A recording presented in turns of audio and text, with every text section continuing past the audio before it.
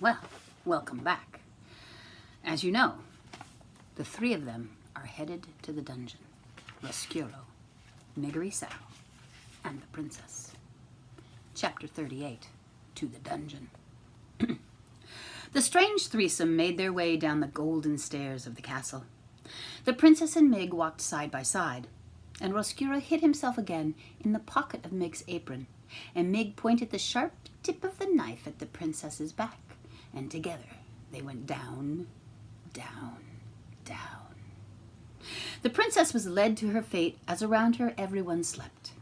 The king slept in his giant bed, with his crown on his head and his hands crossed on his chest, dreaming that his wife, the queen, was a bird with green and golden feathers who called his name, Philip, Philip, Philip, without ceasing.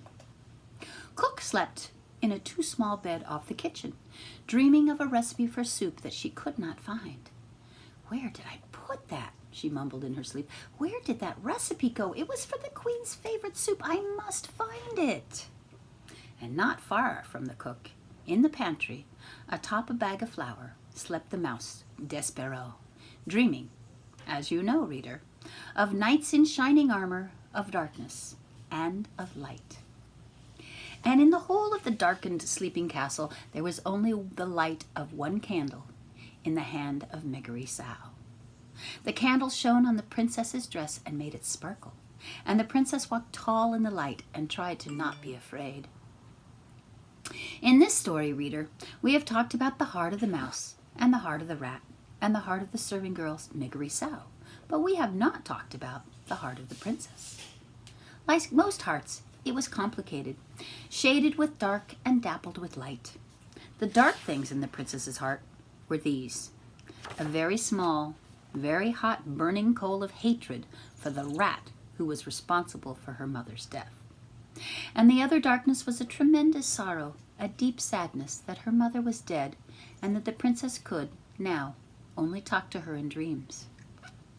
And what of the light in the princess's heart? Well, reader, I am pleased to tell you that the pea was a kind person, and perhaps more important, she was empathetic. Do you know what it means to be empathetic? I will tell you.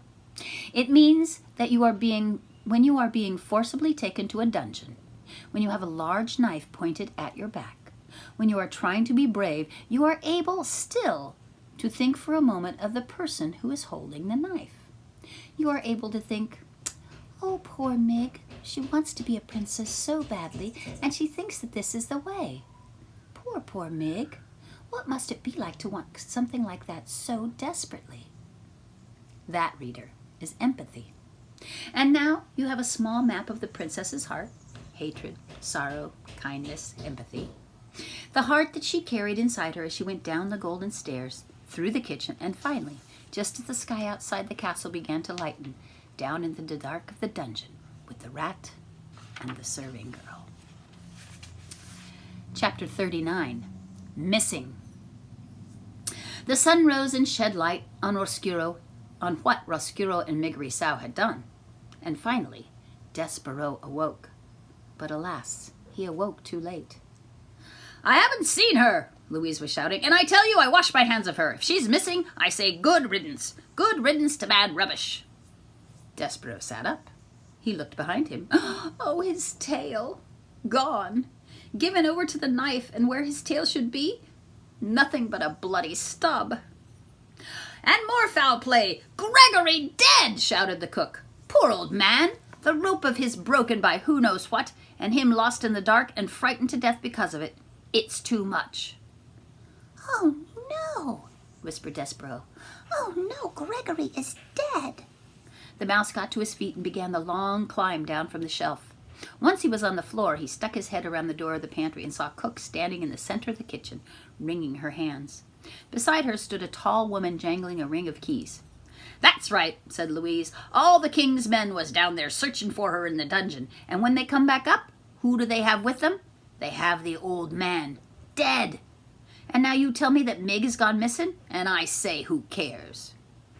Despereaux made a small noise of despair. He had slept too long. The rat had already acted. The princess was gone. kind of world is it, Miss Louise, where princesses are taken right up from under our noses and queens drop dead, and we cannot even take comfort in soup?" And at this, the cook began to cry. "Shh," said Louise. "I beg you, do not say that word." "Soup!" shouted the cook. "I will say it. No one can stop me. Soup! Soup! Soup!" And then she began to cry in earnest, wailing and sobbing. "There, there," said Louise. She put a hand out to touch Cook, and Cook slapped it away. "It will be all right," said Louise. Cook brought the hem of her apron up to wipe at her tears. "It won't," she said. "It won't be all right ever again. They've taken our little darling away. There ain't nothing left to live for without our princess."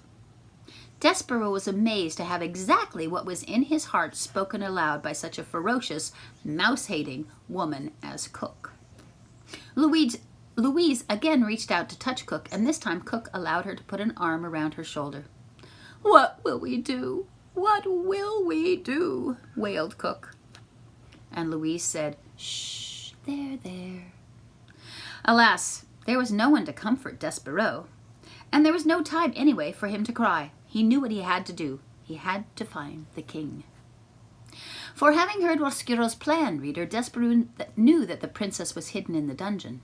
And being somewhat smarter than Miggery-Sow, he sensed the terrible unspoken truth behind Roscuro's words. He knew that Mig could never be a princess.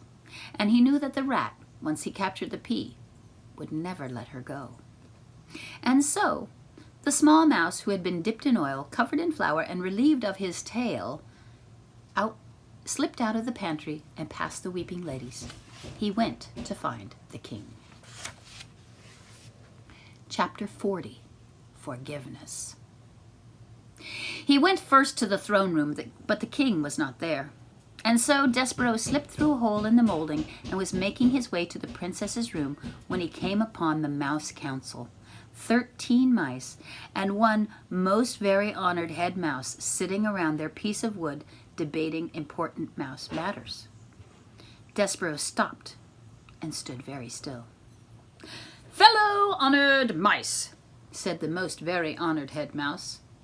And then he looked up from the makeshift table and saw Despereaux. "Despereaux," he whispered. The other mice of the council leaned forward, straining to make some sense of the word that the head mouse had just uttered. "Pardon?" one said. "Excuse me?" said another. "I didn't hear right," said a third. "I thought you said Despereaux." The head mouse gathered himself. He tried speaking again. "Fellow members," he said, a ghost, a ghost!" And he raised a shaking paw and pointed it at Despereaux. The other mice turned and looked.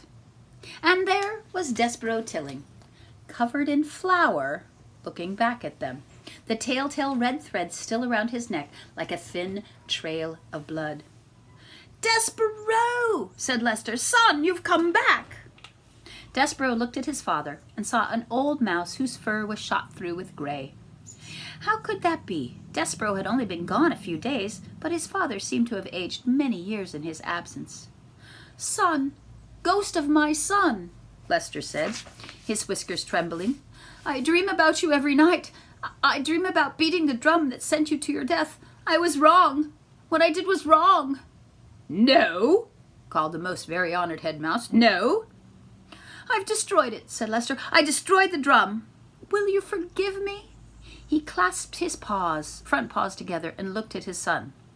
"No," shouted the head mouse again. "No! Do not ask the ghost to forgive you, Lester. You did as you should. You did what was best for the mouse community."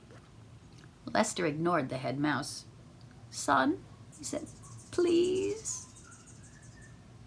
Despereaux looked at his father, at his gray-streaked fur, the trembling whiskers, and his front paws clasped together in front of his heart. And he felt suddenly as if his own heart would break in two. His father looked so small, so sad. "Forgive me," said Lester again. Forgiveness, reader, is, I think, something very much like hope and love, a powerful, wonderful thing. And a ridiculous thing, too. Isn't it ridiculous, after all, to think that a son could forgive his father for beating the drum that sent him to his death? Isn't it ridiculous to think that a mouse could even ever forgive anyone for such perfidy? But still, here are the words Despereaux Tilling spoke to his father. He said, "I forgive you, Pa." Here's a picture.